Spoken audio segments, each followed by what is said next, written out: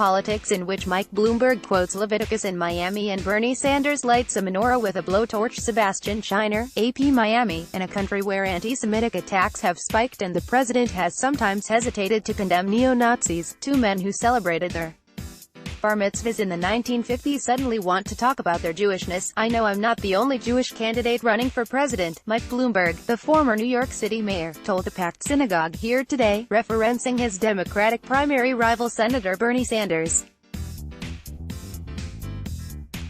But I am the only one who doesn't want to turn America into a kibbutz.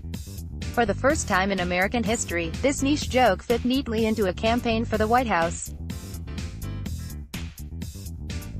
And for the first time in American history, there's a good chance that a Jewish candidate for president will beat another Jewish candidate to become a major party's nominee.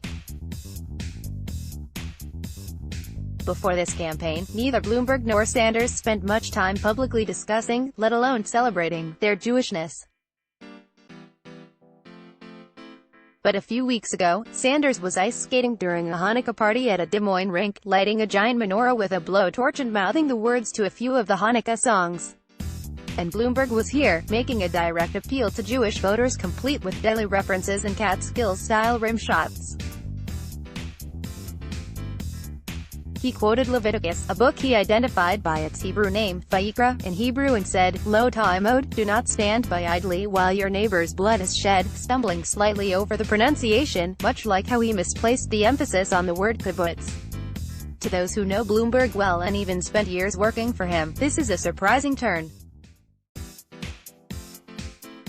As mayor, he was more of the stop-by synagogue on Rosh Hashanah kind of observer, not the guy who'd make a not-so-subtle reference to Donald Trump as a pharaoh who knows not Joseph, and speak about standing together, rejecting demagogues who try to seduce us by playing us against each other, and uniting behind the only shield that can protect us, our common values as American citizens and our common humanity as God's children. Bloomberg went all in, going directly from, when Moses descended from Mount Sinai, he smashed the golden calf and raised high a tablet of laws, to noting that Monday is the 75th anniversary of Auschwitz's liberation, and recalling his own visit to the death camp a few years ago. This wasn't a speech like any presidential candidate has delivered before, and that includes Sanders. Before launching his 2020 campaign, Sanders rarely discussed his Jewish roots, publicly or privately. Sanders superfans know he spent a few months after college in Israel working on a kibbutz, but he's talked about that more through his socialism than through any connection to the Jewish state. For years, Sanders referred to his father as a Polish immigrant, which some saw as a pointed erasure of his identity. When Eli Sanders arrived in America, after all, his passport from the Polish government would have listed his nationality as Jew. Jewish leaders have criticized him for decisions like speaking at the Evangelical Liberty University in 2015 on the first day of Rosh Hashanah, the Jewish New Year. Discussing his personal life doesn't come naturally to Sanders, either, and aides' efforts to get him to speak more about his own story last spring didn't lead to much. When Sanders does speak of his Jewishness, it tends to be in the context of larger values.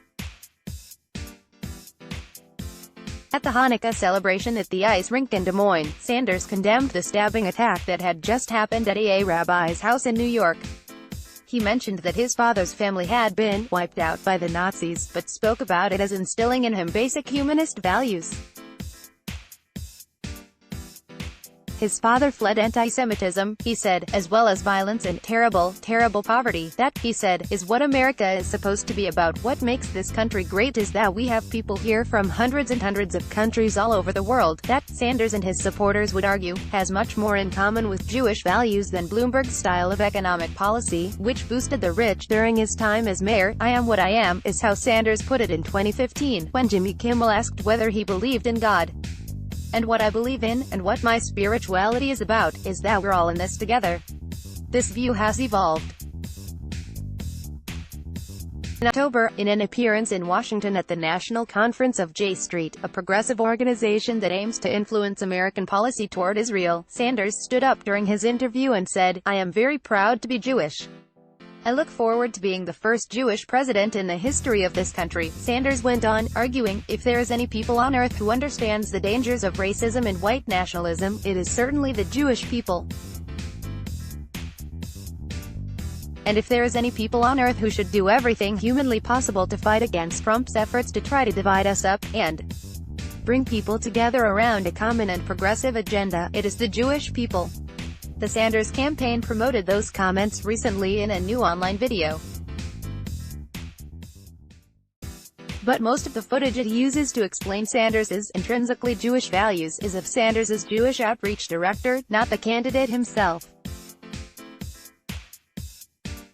And although Bloomberg kicked off his speech today with a video clip of just about every shot of him wearing a kippah during his years as mayor, Sanders' decision to wear a kippah at the Hanukkah celebration in Des Moines was notable in part because it's so rare to see one on him. Senator Michael Bennet and the investor and businessman Tom Steyer, who are still in the Democratic race, each have a Jewish parent, but neither grew up as a practicing Jew. Before Bloomberg and Sanders, the Jewish candidate who came closest to the White House was longtime Senator Joe Lieberman of Connecticut, who was Vice President Al Gore's running mate in 2000 and ran for president himself in 2004. In Miami, Bloomberg laid out a Sanders-esque argument that Jewish values require Jews to stand up for others who face discrimination. But he then turned almost immediately to an argument about Israel, one that draws a clear policy distinction with Sanders. Bloomberg would put no conditions on Israeli aid, no matter who the prime minister is, he promised. That is far from Sanders, who's spoken out forcefully against Netanyahu and his policies, and in favor of Palestinian rights. Jewish values, Sanders argued, are being betrayed every day by how the Israelis have treated Palestinians, and there's nothing defensible or Jewish about standing by him. That is a common opinion among Netanyahu's detractors. At the J Street conference, held before Bloomberg jumped into the race, Sanders said he felt that as a Jew, he could criticize Israeli policy without being called a bigot. It's going to be very hard for anybody to call me, whose father's family was wiped out by Hitler, anti-Semitic, he said. Trump voters attended Bloomberg's rally. Before the event started, I overheard a few talking to one another about wanting to hear what he had to say regarding his support for Israel. Over Trump supporters in Florida may make a difference for Bloomberg if he's the Democratic nominee. But he'll have to beat Sanders first. We want to hear what you think about this article. Submit a letter to the editor or write to letters@theatlantic.com. Edward Isaac Dovier as a staff writer at The Atlantic. Let's block ads. Why?